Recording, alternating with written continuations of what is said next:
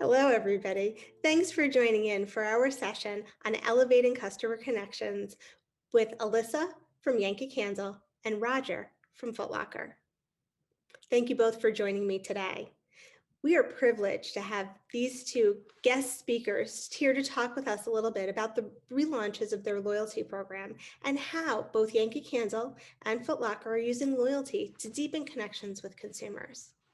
Roger, can you tell me a little bit about Foot Locker's decision to reinvest in loyalty and redo the loyalty experience for customers? Sure. So we were trying to accomplish several different objectives when we were rethinking loyalty at Foot Locker. The first was addressing the fact that under Foot Locker, we have several different brands: Foot Locker, Kids Foot Locker, Champs, etc. And each of those brands had their own loyalty program. So Foot Locker had its own VIP program, Kids Foot Locker had a VIP program, Champs had a VIP program, and none of them were connected to each other. So a customer could conceivably be a member of 5 different VIP programs under Foot Locker. So we wanted to solve for that. We wanted to create one comprehensive loyalty program that cut across all of our brands so that no matter where the customer shopped, they would earn rewards towards a single loyalty program. The second thing we were trying to accomplish was the fact that the previous programs were very financially discount oriented. So largely a % off or $1 off. And we recognized our customer base, while some of them appreciate financial discounts, we also recognize that experiential rewards were very much a motivating factor. You know, our audience and our customer base tends to skew a little bit younger. Like I said, they appreciate the financial discounts, but they're also looking for something more. And they know that Foot Locker can deliver that, whether it be events or access to talent or something different than the typical financially discounted rewards program can offer. Perfect. Thank you, Roger. Alyssa, can you tell me a little bit about Yankee Candle's decision to reinvest in loyalty? Of course. We started off in 2014 with our fan club program and built up a really large member base. They were spending more, so we knew they were valuable customers, but we saw engagement stalling when we started to look at the number of members who were making at least one purchase within a year. So that gave us kind of a red flag to start looking at our construct. We had a hunch that some of our perks and points earning activities were outdated, something like earning points for joining Foursquare. So we knew right off the bat that we wanted to update how members earned points, but also similar to what Roger was saying, we were really primarily just a dollars off points-based program. And because our program spanned across our D2C site and our retail stores, we wanted to provide a differentiated experience for someone coming to our D2C site that they couldn't find at any of our other e-retailers across the board. So really giving a member a reason to shop with us on our D2C site and making those perks and engagement opportunities more relevant. Alyssa, can you share a little bit with how the new program construct differs from how the old program looked in market and what fans could expect to see from Yankee Candle Rewards today? Yeah, so in the past where we were just earn points to get $5 in free vouchers, we've evolved to earn points to get $5 in candle cash. So we've kind of updated that. And we didn't leave that part of the program behind because it was something that was working, something that our members, it really resonated with them and it was driving frequency of purchase. So we left that, but just gave it a facelift with the earn points to get candle cash. But what we did was add a level of tier status.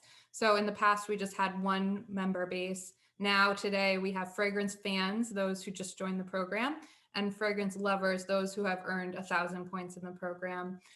We've also added a host of perks beyond just the dollars off in the candle cash, such as a free birthday gift. If you can think of candles, what not better to give a birthday gift? We offer our members a lower shipping threshold if they reach a higher tier status.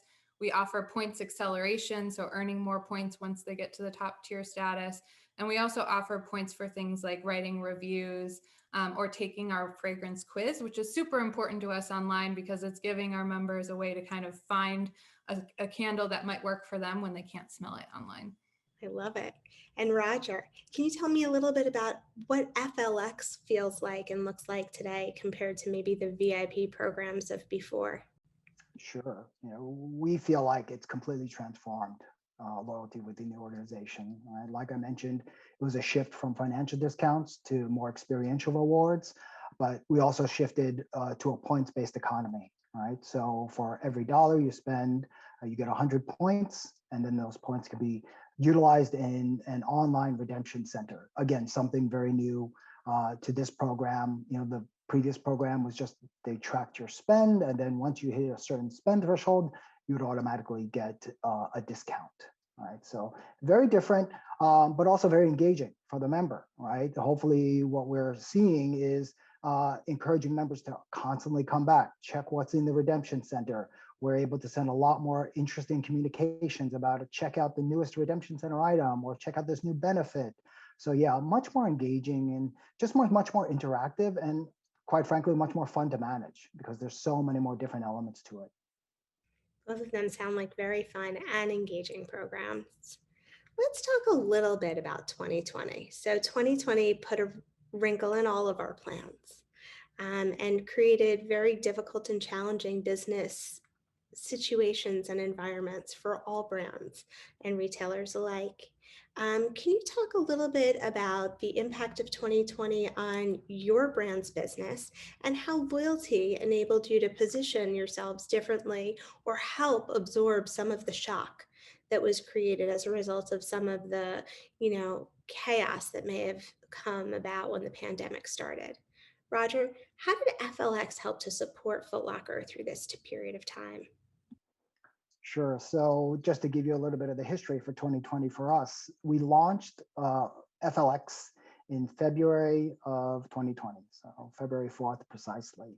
So I think 5 weeks after that, we were all hit with COVID, right? So not much of an auspicious start because, as you know, once you launch a program, you're at the outset, you're usually fixing things that need fixing, and then you enter a stabilization period, and then you're off to the races.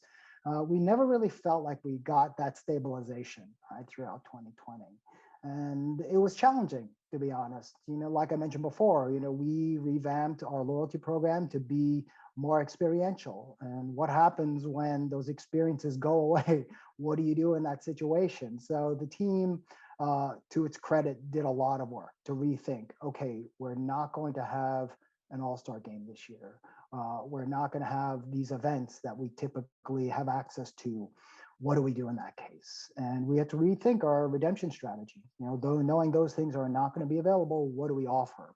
So we definitely pivoted hard, but we wanted to keep it fun, right? So we recognized everybody was home, everybody was stuck where they were. What are they going to be doing at home? The first thing we did was pivot to sweepstakes because we know that there's a gamification element there.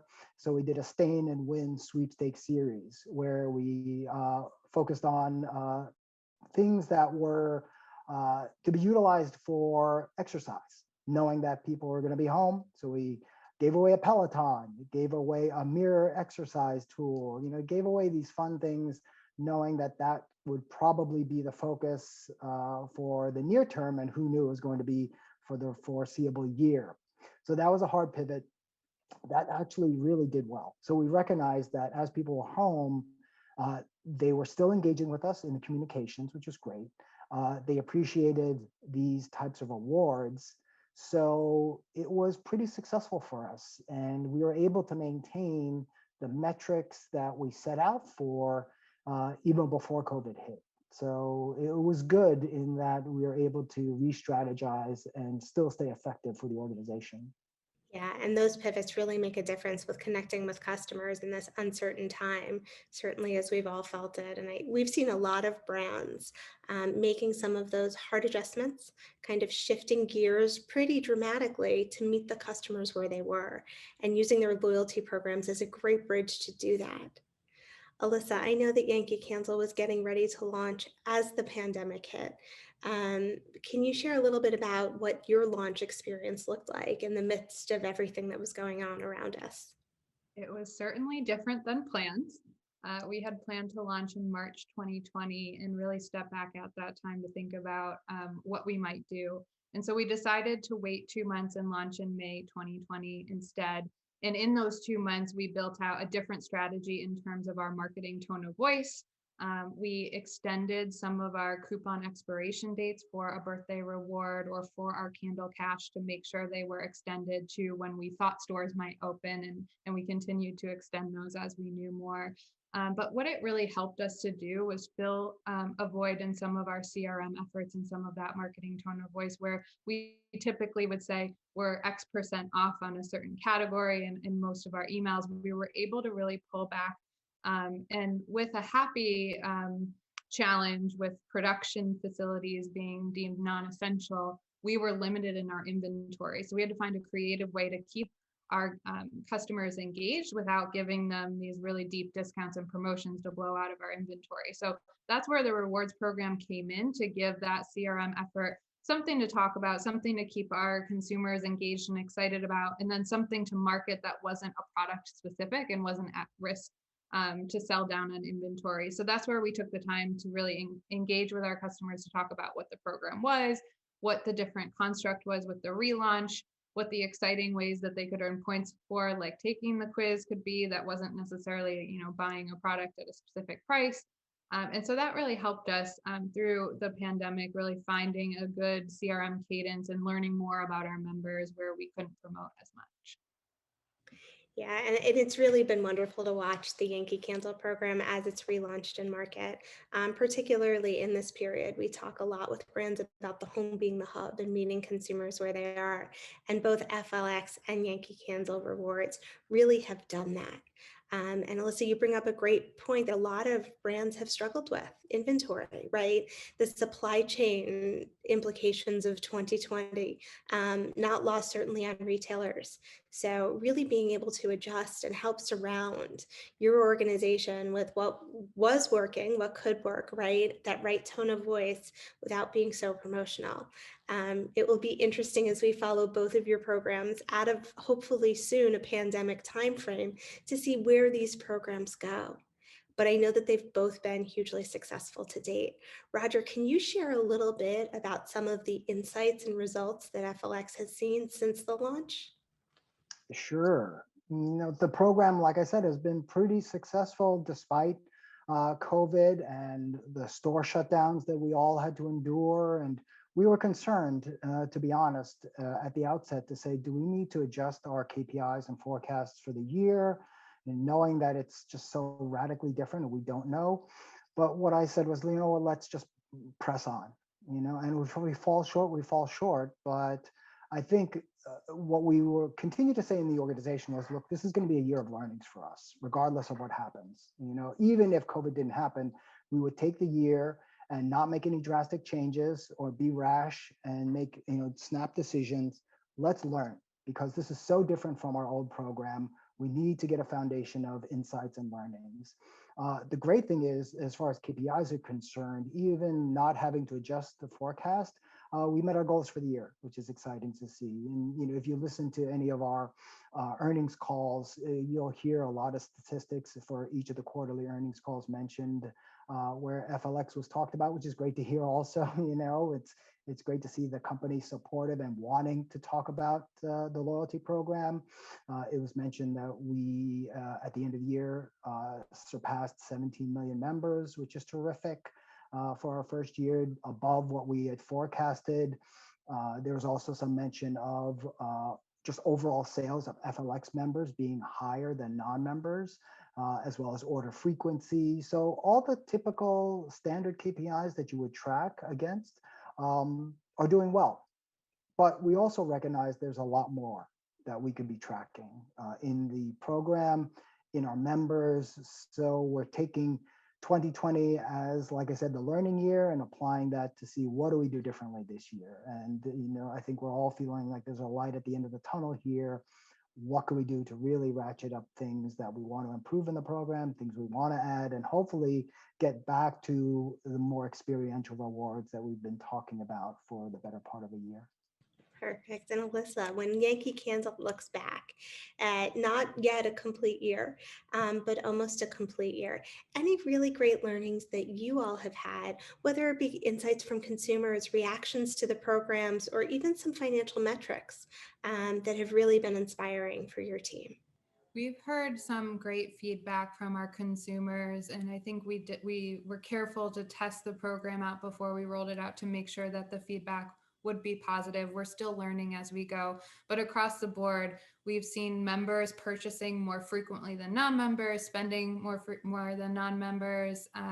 In terms of our penetration of rewards business, it's grown 3 times compared to 2018 when we started to look at the program.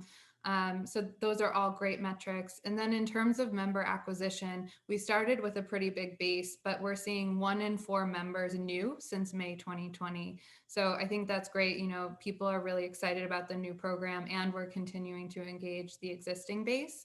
And then as far as our goals, you know, of driving frequency, making sure that it's a differentiated program, and then gaining insights from our members. I'd say that third bucket is where we're starting to learn the most, where in the past, we really did not segment our customers at all or our members. It was really, you know, the members, non-members would all get the same email communication, would all have the same journey. And today we're starting to use that the insights that we have from the program to build out these segmented, personalized journeys for our members. And we're seeing that kind of trickle back to us tenfold.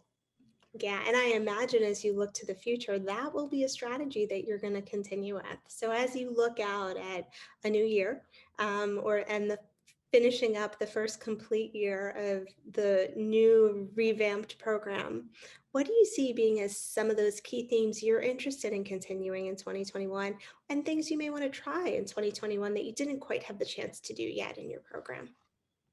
I think when I hear Roger kind of explain the journey of Foot Locker, we're about a year behind where we're starting. You know, we have a home fragrance suite of brands at Yankee Candle. We also have Woodwick and Chesapeake Bay, where our members do earn points on those purchases. We do have a shared cart for all of those brands. However, we don't really have the marketing strategy to support that family of brands program. So we're looking at ways that we can creatively weave in that marketing message that a member that is a Woodwick consumer might engage with the Yankee Candle Rewards program. Does that mean potentially updating the name or the construct to accommodate those? We're also looking at different regions of expansion. Would it make sense to expand globally? All under discussion now.